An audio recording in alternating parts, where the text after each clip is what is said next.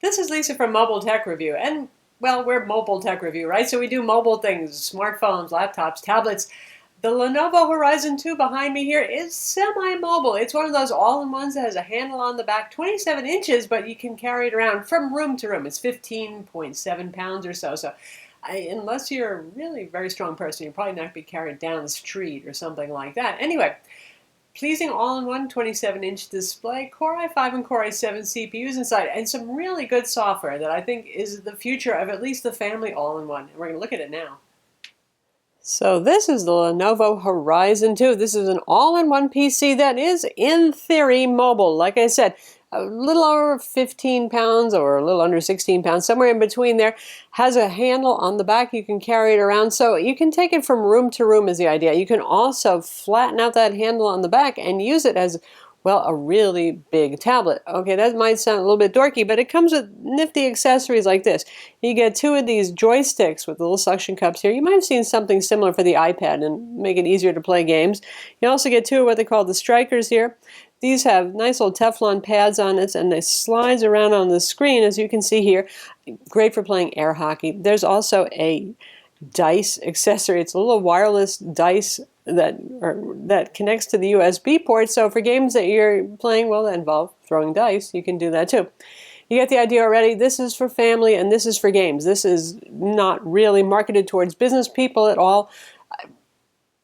And that's good. That's good because, you know, the PC has become the centerpiece of the family, and often it serves more to isolate us than to bring us together.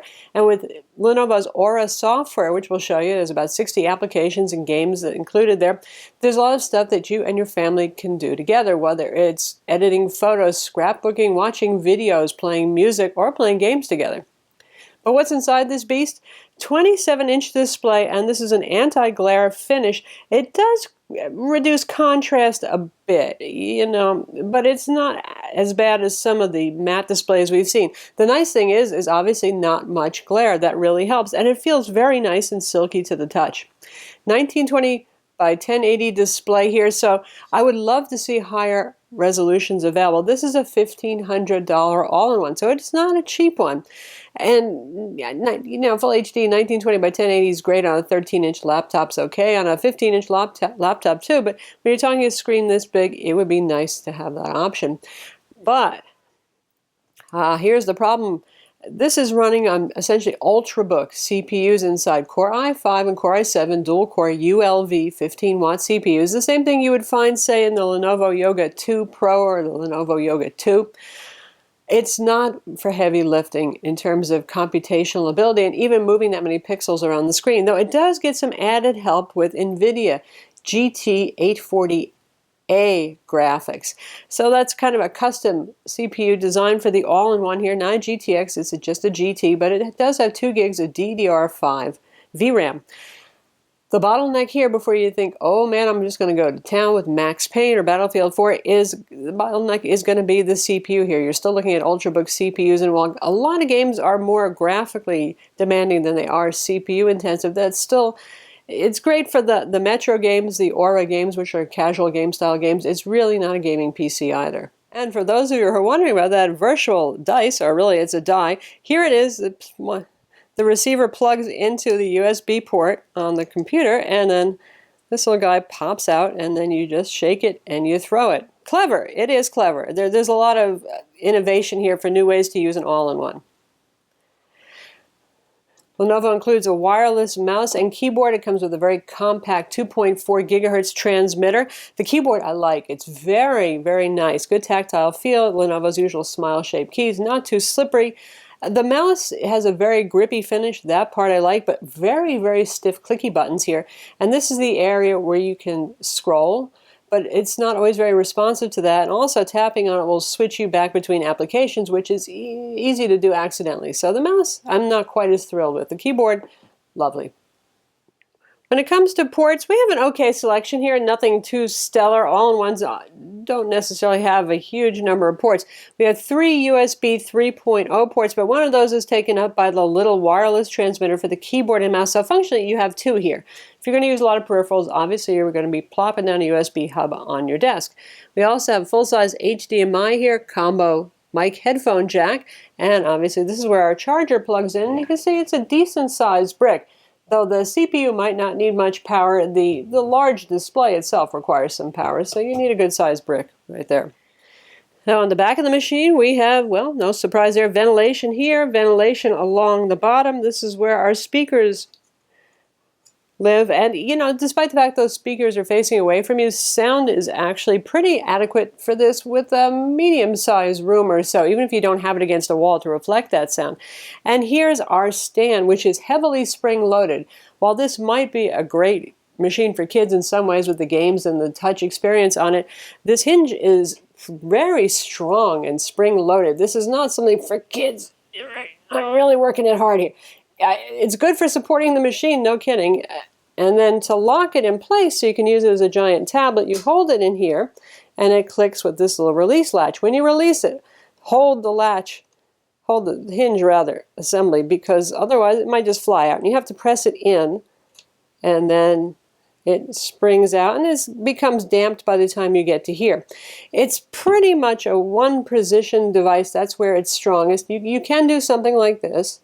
It's going to fight you a little bit, and the weight of the machine will pretty much hold it, even if the hinge assembly doesn't exactly lock there. It's got rubber on it so it doesn't slip anywhere. I think most people are probably just going to want to use it in the upright mode. You can see how it goes right back to that position pretty easily. Well, let's talk about it as a tablet for a minute and bring that hinge back up. So when you lay it flat on the desk, it automatically launches the Aura software experience. That's what you see right here. So you've got this little control wheel in the center: apps, games, education, music, video, photos. And here are some things that I've left out. This is where you can just imagine the fun and collaboration. This works sort of like the Microsoft Surface, not the Surface tablet we know, but the tabletop touch friendly kind of experience using Windows. So you can move pictures around, you can resize them. By the way, this is the optional stand that Lenovo sells. Looks pretty cool in person, looks a little bit like a dental accessory in this picture, but actually it is a pretty good way to move this thing from room to room. So you can resize photos, you can get creative with them. If we touch on the photo wheel, you can see there's access to all of our photos over here. You can even start getting fancy and doing some scrapbooking, all that sort of thing. And we have a video over here, and this is also resizable.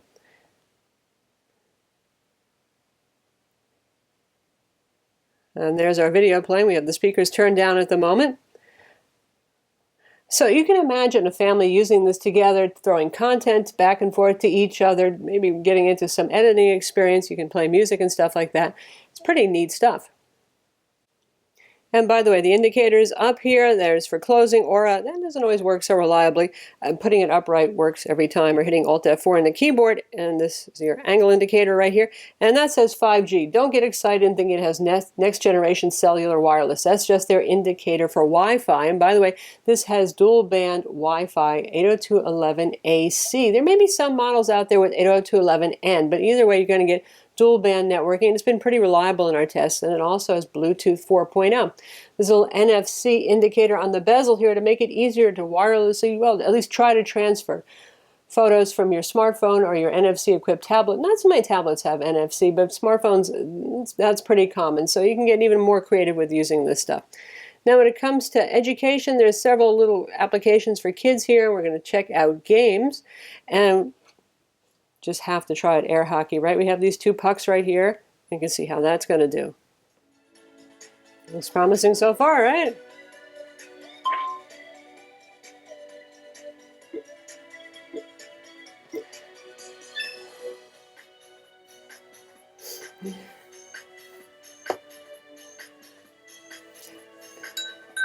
The reality of it is not as good.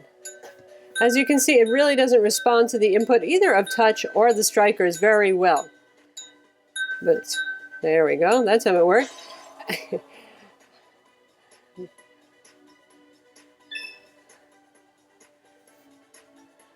Now, if you give me and my senior editors helping out with this a real air hockey table, we go to town. We're really just crazy fast and good at it. So it's not us not being air hockey players. It's a little hit or miss there. I think if it had a faster CPU, it really would have a much easier time keeping up with our strokes. And now we have Tarzan Unleashed, which is sort of a temple run style game. This one does not use the striker or the joysticks, but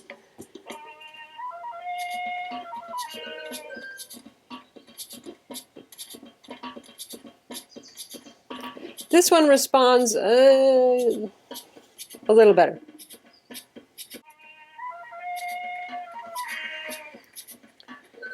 So you do things like, if you want them to slide, you stroke down like that. If you want them to jump, you go up. If you want them to not run into the wall, you move your hand real quick. This one works pretty well. You gotta, you know, jump when you come to the water, not like me.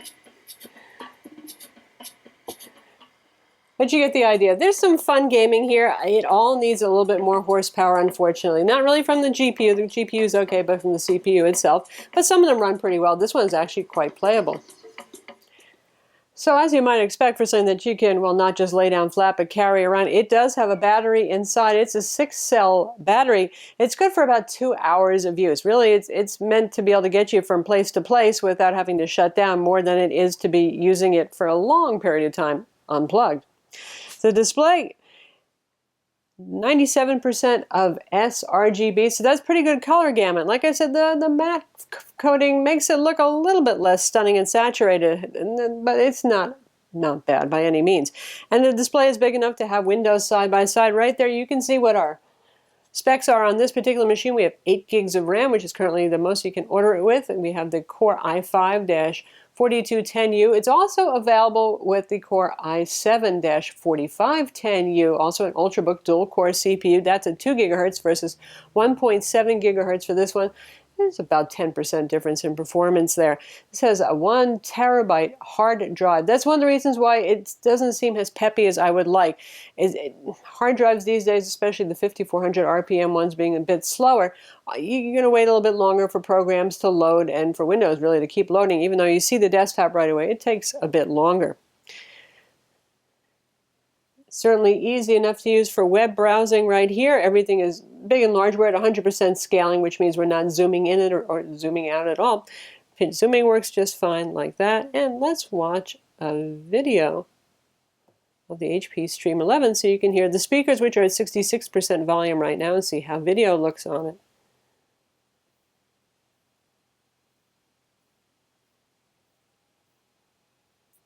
The fan, you can hear it going most of the time. We hear it right now. It's not obnoxious, but you'll hear it.